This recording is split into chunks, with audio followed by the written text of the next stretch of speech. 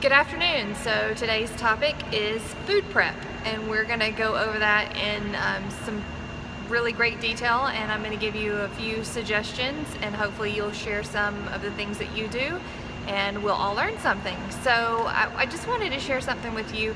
You know, several years ago at our house you would have found frozen pizzas and potato chips and donuts and Mountain Dew and Dr. Pepper, and you know, one of my children would have been eating Cheetos with syrup on them and all kinds of wild and craziness.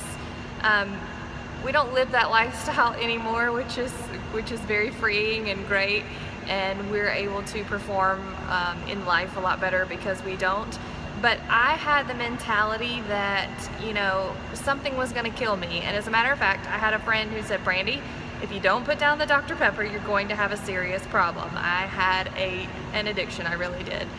And I said, whatever, you know, right, something's got to kill me, we all got to go, it's not a big deal. She should have smacked me in the face. That's an utter disrespect of her friendship, first of all, because she was trying to help me and I was too stubborn to listen. But also, she was much better at understanding at that point that I was wasting the gift that I was given, and that I was tearing down and not using the tools that were gifted to me, and that I was not taking care of my body so that I could further use it in service later. So I thank her for that, and she knows it. Love you, thank you very much. And she was a key portion in part of, you know, me turning my life around and making a lot of changes. And so I hope that there's someone in your life that says some of the same things to you, and know that they say it because they love you.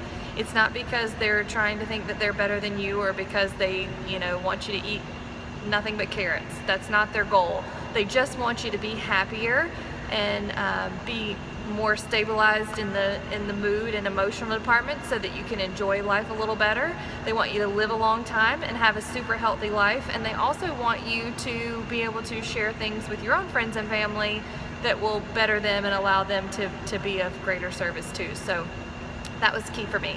So in the food prep category, I think that it's super important because we tend to make choices based on convenience. And if you run in the house and you're, you know, only there for a few minutes, and you're picking up kids, or you're changing clothes and grabbing gear and headed out the door for something else, you don't have a whole lot of time for dinner. I get that. Been there. I also know that you can prep food ahead of time and spend just as much time or less eating at home, or eating something that's healthy that you made, rather than sitting in a drive-through line. It's cost effective, it will make you feel better, and it will give your children a little bit different energy source too, if you can bring them around to eating. So a lot of what I do in preparation, in the early preparation, is transitional foods. And in transitional, or by transitional, I mean I'm not going to take you from eating, you know, maybe the lifestyle that you're eating now, to going out in the garden and picking something and bringing it in and washing it off and eating it. There's got to be some transition. So for example, if your family loves spaghetti, on spaghetti night you still have spaghetti with your same spaghetti sauce. You just change your noodle types. So instead of using pasta noodles, you use zucchini noodles, or you use black bean noodles, or you use something else. So you've transitioned, okay? You kept your flavor source and you kept part of your dish, but you transitioned with the other part.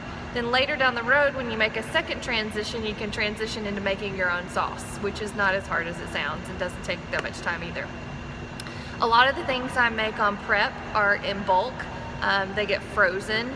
Some of them are just preparing the ingredients to be cooked. So like peppers and onions and veggies that I'm going to cut up to stir fry or to bake later, when I bring them home from the grocery store, I go ahead and wash them and prepare them, and perhaps freeze them in individual serving sizes, so that when it comes time to make the stir fry or the veggie dish or whatever, I just dump out the baggie from the freezer and I'm good to go.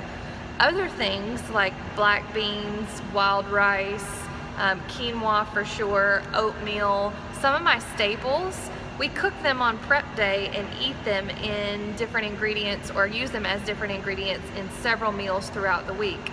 So like, for example, this afternoon, I'll add this picture later, but I came home and was in a transition in between church and going to get my exercise in, and I needed something quick and something light. Well, I had black beans, wild rice, another kind of beans, can't remember what they even were, and a homemade salsa. Put all that in a bowl, stuck it in the microwave for a minute, shredded a little bit of cheese on top, cut up some spinach, and drizzled it with dressing, stirred it up, and it was delicious. Super light. I was able to hit the track for about 5 miles afterward without feeling like I needed to go lay down because my digestive system was overload. So it did my body good, gave me the nutrients that I need, and served me as a very quick meal. It took me less than 5 minutes to put it together. And honestly, on the prep side of things, when I was in the kitchen to begin with, wasn't more than half an hour. So those kinds of things that you're going to use going forward, go ahead and make those in the beginning. And I know a lot of people don't like to eat leftovers, but when the food's really good, the leftovers are going to be better when it's real food. And you can learn how to cook your veggies and not cook them all the way so that when you reheat them, you know, there's still the consistency that you like. The other thing is to have snacks ready. So, you know, have your celery and carrots and fruits and all that cut up and ready to go. And grab them in snack bag sections or containers or however you're going to do that, and take them with you on the road, and make sure that you've got what you need to fuel your body. So prep day is key. You know, you got to get to the grocery store with those recipes. We are putting out a new set of recipes this week. They're not my recipes. Some of them are recipes that we've borrowed and tweaked a little bit. Some of them are straight from another source, and so we've given you a lot of valuable resources to get to perhaps find some additional ideas that you like. I don't suggest that you take that 7 or 8 day calendar and try and do everything. Just pick a breakfast, a lunch, and a dinner and try that one on day 1. And then maybe skip a day and then try again on day 3 and maybe again on day 7. It's a little bit of an overload if you try to do it all at once. So just try to transition slowly. Again, small steps with some consistency, and you'll make some great changes in your life. So if you have any questions on food prep, please post them, or if you have any ideas or things that you're doing, that's amazing too.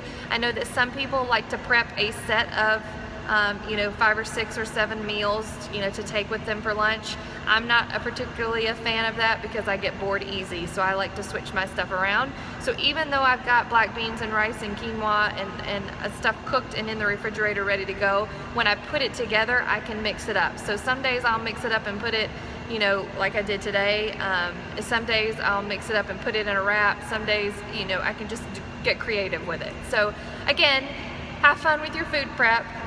Look at it as a way to fuel your body and a way to get the nutrients that you need and a way to live a long, healthy, and prosperous life. Have a great afternoon. Bye.